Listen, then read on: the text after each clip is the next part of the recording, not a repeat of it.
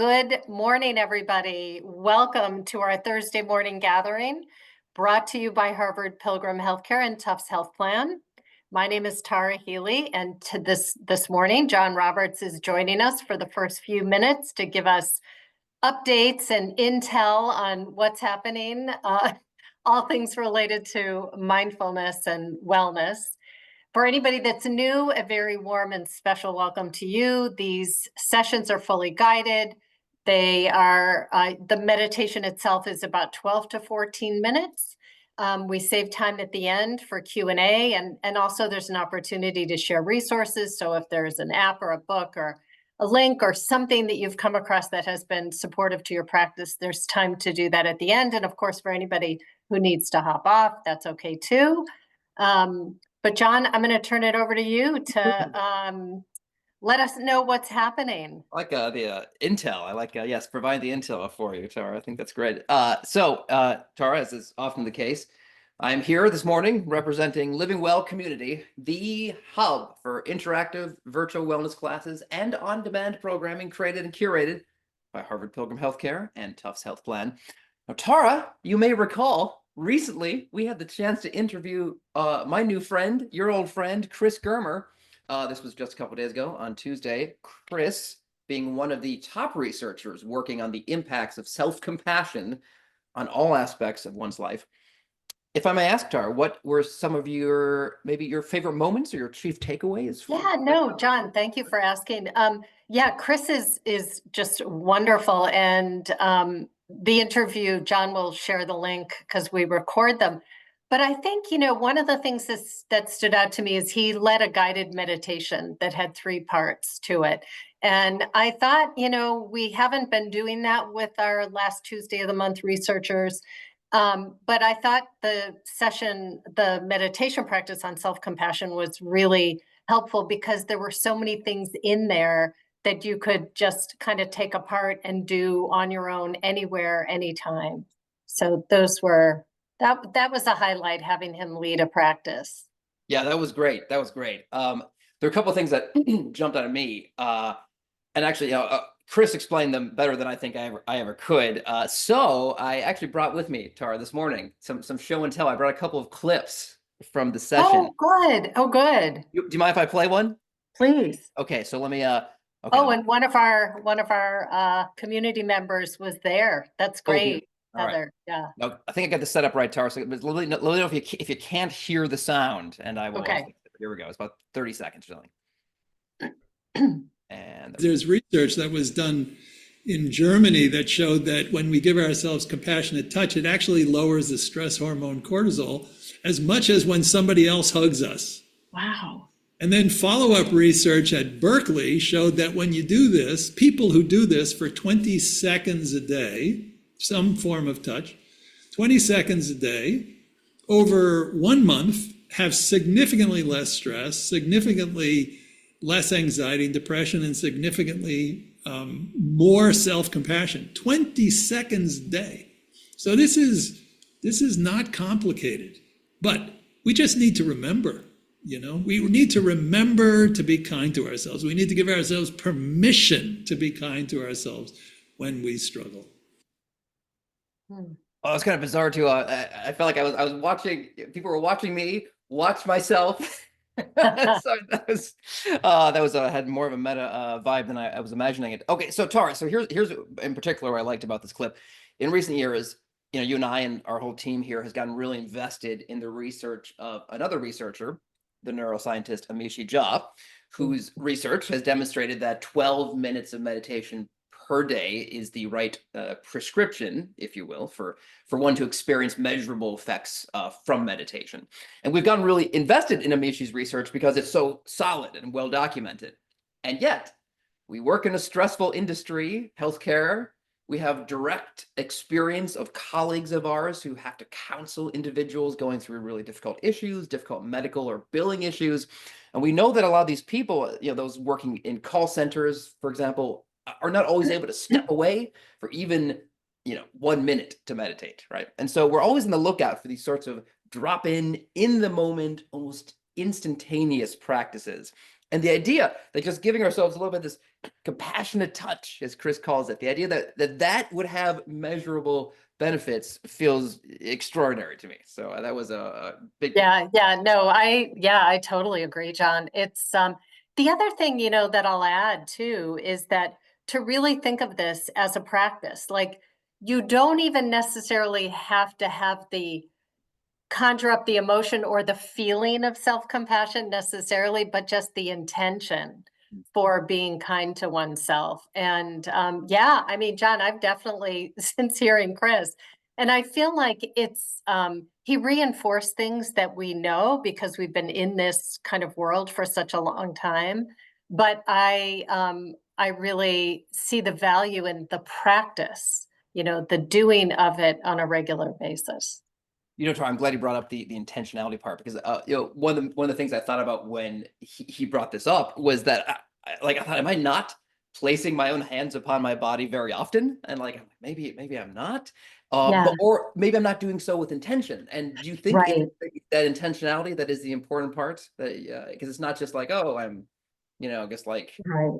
abstractly or absentmindedly putting my hand on myself, rather doing it knowing that I'm doing it. I suppose that's maybe the knowing. Yeah, just the knowing and the desire to offer yourself some kindness. Yeah, really powerful. And if anybody else was there, let us know in the chat. Shall we do it? You want to take 20 seconds? You want to take 20 seconds? Yes. Here, I guess so people know what this feels like. I'll be a timer. Okay, so I'm gonna look at my watch here. Let's do it. I feel like the bare skin is actually good. So I'm just gonna I think you're right, but I think But whatever, no pressure. You can okay. I'm gonna start timing and now.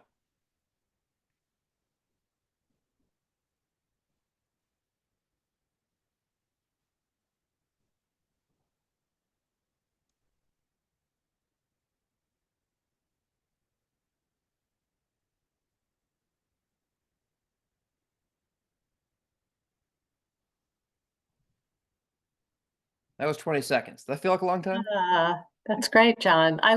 Thank you for Thank you. I'm trying to decide here, Tara. I have another clip, but I don't want to take up too much time. Do you want me to play it, or should I? Yeah, go ahead. Okay. Yeah. Right. It's not we'll still do the same amount we'll still get a 12-minute practice in.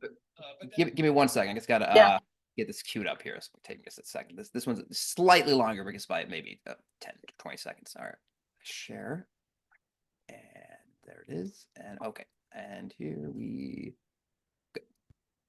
go. But then the question is, how do we maintain compassion in a world that appears to be full of chaos and, frankly, a lot of unnecessary cruelty? Well, that is, in fact, the best opportunity to practice self-compassion, because when we suffer because of how other people suffer, when we suffer because things are happening to us directly, the most natural thing that we can do is to be kind to ourselves first. And what we've also found is that this is also the easiest way to be compassionate toward others. Usually when we want to be more compassionate toward others, we kind of say, oh, I want to, we struggle. But just like falling in love, we can fall into compassion for ourselves. And that then warms up our awareness, and then we can include others in the circle of our compassion. So this is paradoxically a really powerful way of dealing not only with our own stress, but also being more helpful in a world that desperately needs compassion. So Yeah, it kind of speaks for itself, but I do feel it's worth parsing that a bit. So Chris was responding to the question, how can we maintain a compassionate outlook or stance in a world that seems so frequently to value the opposite? And his response was to say that the best way to be compassionate, the gateway to compassion, is precisely self-compassion. And as I heard him describing it, it's that, directing compassion towards others can feel daunting because, there's so much suffering out there, right? And so for that reason, it's a wiser move to prime the pump, or as he put it, or warm up the engine with a more controlled or controllable focus meaning ourselves. Now, it's not, I mean, I think a lot of us might find that it's not always natural or comfortable feeling to be self-compassionate towards oneself, but it's at least a more of a contained focus to hone our attention in on.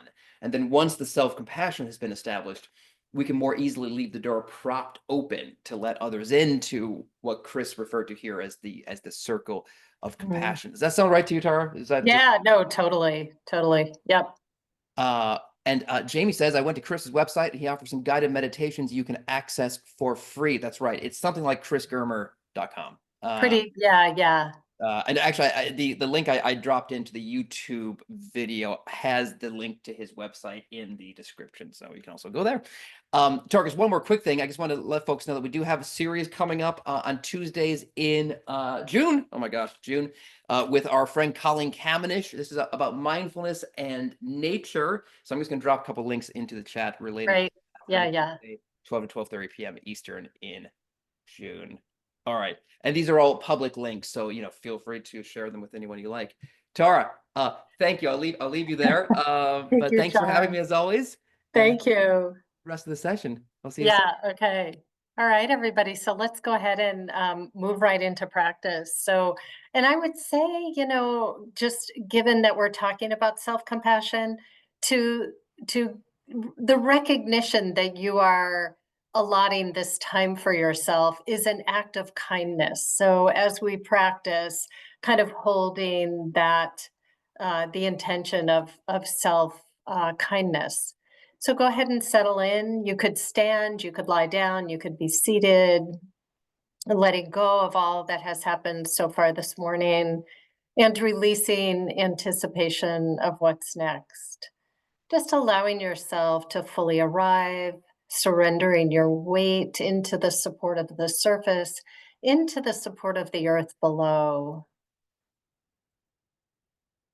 Just maintaining, if you're standing or seated, that you maintain an engaged posture, one that's not too loose and not too tight, but a kind of engagement that's allowing some steadiness and some uprightness, alertness. And just notice physical sensations in your body or the physical sensations of the points of contact.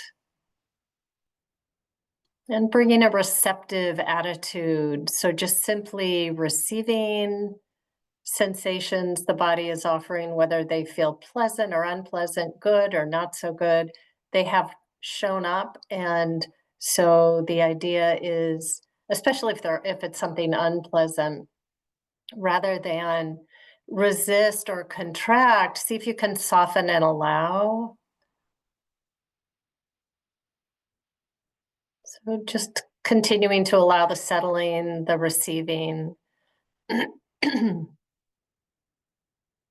whole body awareness.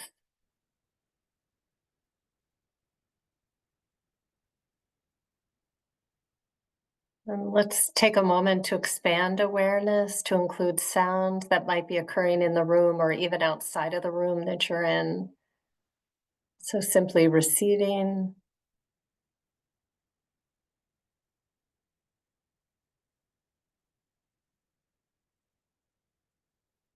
Engaging the sense experience of hearing.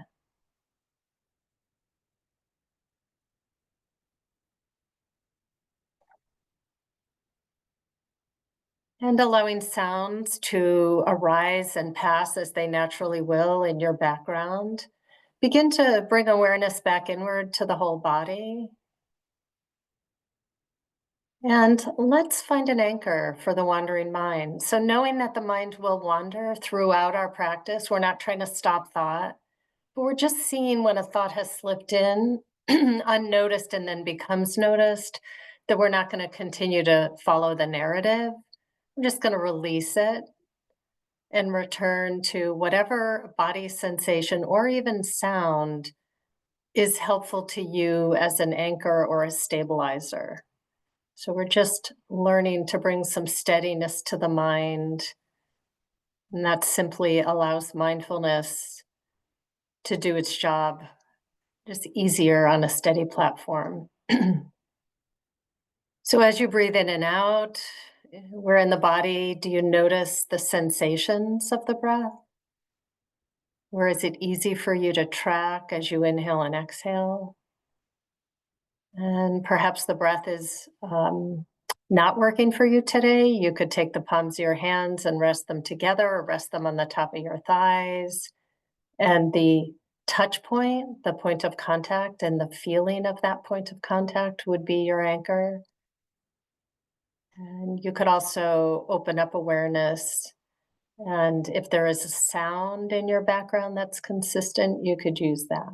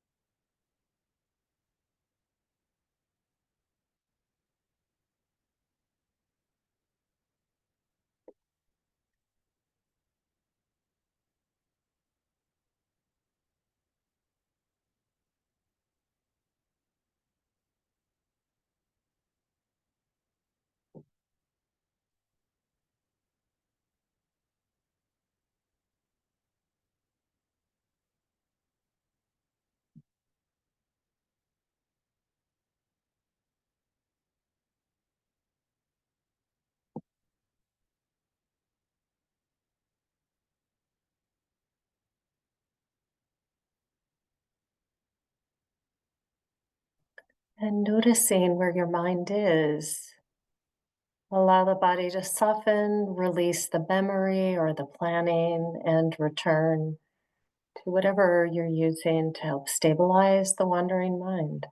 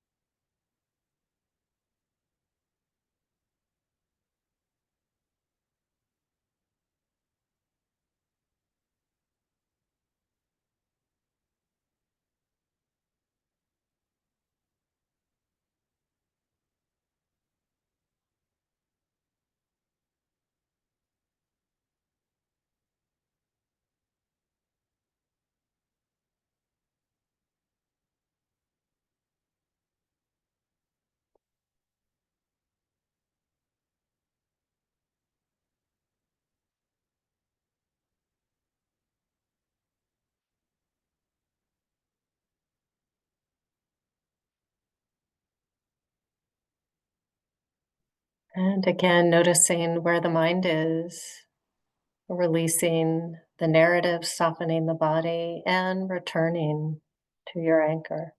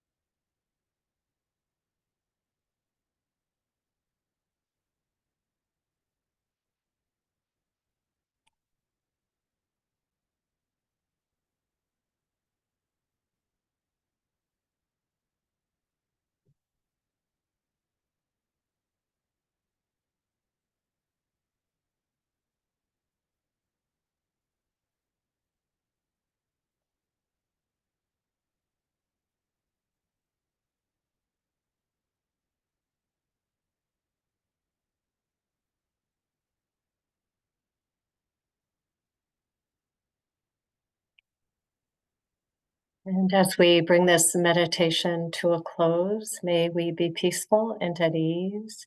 May our heart be soft and open. May we be safe and protected, and our bodies healthy and strong. And may whatever good comes of our practice be of benefit. So, taking a moment, if the eyes were closed, to open the eyes, maybe just reorient to the room, do a little bit of a stretch.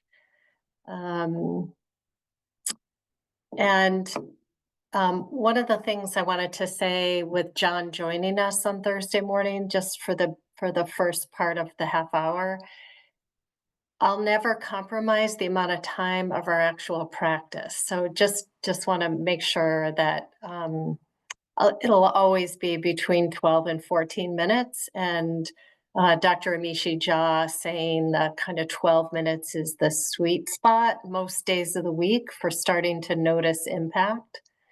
So I won't compromise that in favor of announcements. And John knows that too. So just wanted to make sure that everybody was aware of that. And then I'll just also put a plug in for the sessions with Colleen Kamenish, which are around mindfulness and nature. And I think that it's such a great place to practice, kind of letting go of technology and allowing the senses to fully open to scent and sound and sight. Um, and touch. So it's a great place. It's a great opportunity to practice. And then so that's the first 3 Tuesdays in June. John hosts most of those. I think I'm hosting the second Tuesday. And then the last Tuesday of the month will be Dr. Judd Brewer. So some of you are probably familiar with Judd's work. He's an MD, PhD, and he runs the Brown University Mindfulness Research Arm. And Judd's an old friend of ours, and we've done a lot of work together. And he's really great. And it'll be fun to just have a conversation with him about what he's working on now. What does the latest research say about the benefits of this practice? So that's the last Tuesday of this month. So anyway, hope that you'll be able to join us for the series. And so we still have a couple minutes. If there's anybody that would like to share a book or an app or a link, or something you've come across that has been helpful, or if you have a question you want to ask about practice, that's also helpful. And one other thing came to mind to me while you're thinking, perhaps,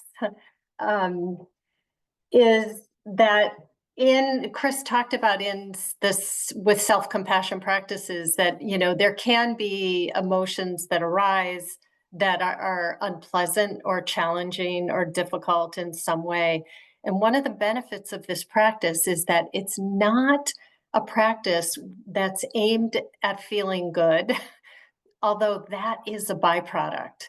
But it's the capacity to turn toward and be present with that which is difficult, so that we actually start to gain some facility with difficult things in our life. We begin to practice receiving the experience, coming out of the narratives about it, and receiving the experience bodily. Oh, Heather, interesting. The self-compassionate touch enhanced the practice. Oh, I'm happy to hear that. I had no idea John was going to suggest that, but I love that he did.